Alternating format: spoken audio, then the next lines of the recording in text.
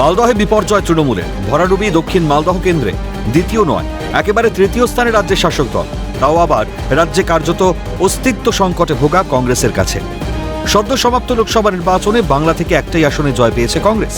জিতেছে এবিএ গনি খান চৌধুরীর গড় হিসেবে পরিচিত মালদহ দক্ষিণ কেন্দ্র থেকে। এই কেন্দ্রে হাত প্রার্থীর সঙ্গে তৃণমূল প্রার্থীর ভোট পার্থক্য 2.5 লক্ষেরও বেশি। এই কেন্দ্রের দ্বিতীয় স্থানাধিকারী বিজেপি প্রার্থীর সঙ্গে ব্যবধান প্রায় 1.5 লক্ষের কাছাকাছি।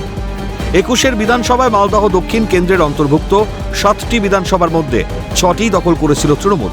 একমাত্র ইংরেজবাজার ছিল বিজেপির দখলে। মনে করা হচ্ছিল লোকসভাতেও বজায় থাকবে তৃণমূল ম্যাজিক, কিন্তু বাস্তবে দেখা গেল ইংরেজবাজার, মানিকচক, বৈষ্ণবনগর বিজেপির ঝুলি ভরিয়েছে, আর বাকি 4টি বিধানসভা কংগ্রেসের। বিধায়ক থাকা সত্ত্বেও তৃণমূলের থেকে মুখ ফিরিয়েছে মানুষ। কার্যত শোচনীয় পরাজয়ের সম্মুখীন হতে হয়েছে তৃণমূল প্রার্থী শাহনওয়াজ আলী রাইহানকে। কিন্তু কেন পরাজয়?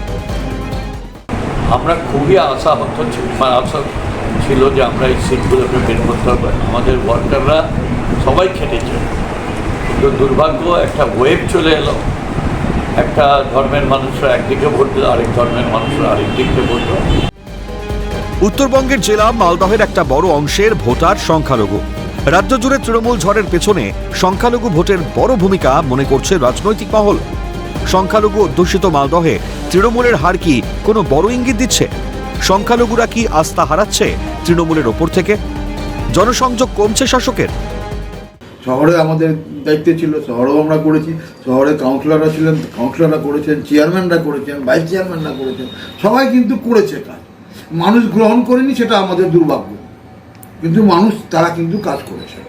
আর দায়ী আমাদের জেলার নেতৃত্ব এবং আমরা যারা জেলার নেতৃত্ব আছি তাদের। গোটা পরিস্থিতির জন্য তৃণমূলের ভোট ভাগাভাগির রাজনীতিকেই দায়ী করেছে কংগ্রেস বিজেপি। বিজেপি যেমন সাম্প্রদায়িক রাজনীতি করে, তৃণমূল দলও ক্ষেত্র বিশেষে, স্থান বিশেষে এবং তাদের নেতাদের ব্যক্তিগত লাভ, দলের রাজনৈতিক লাভের প্রেক্ষাপটে তারাও সাম্প্রদায়িক রাজনীতি করে। তো বিষ খেলে পরে, বিষবৃক্ষ বপন করলে পরে সেই বিষবৃক্ষের ফল খেতে হবে। তৃণমূল সরকারে আসার পরে আমরা লক্ষ্য করেছি 2014 সালের পর থেকে তৃণমূল সারা বাংলাকে সংখ্যালঘু সংখ্যাগুরুতে ভাগ করে দিয়েছে। তৃণমূলের যারা নেতৃত্ব আছে জেলা লেভেলে, লোকাল লেভেলে, তাদের উপরে সংখ্যালঘুরা ভরসা করতে পারছে না। তাদের সংখ্যালঘুদের বিশ্বাসযোগ্যতা তারা নিয়ে আসতে পারছে না তৃণমূলের নেতৃত্ব। তার ফলে কি হয়েছে, সংখ্যালঘু ভোটটা তৃণমূলের দিকে না এসে ব্যতিক্রমীভাবে এখানে কংগ্রেসের দিকে গেছে। তাহলে কি সংখ্যালঘুরা তৃণমূলের বিকল্প সন্ধান করছে? সোমক লাহিড়ির রিপোর্ট, ক্যালকাটা নিউজ।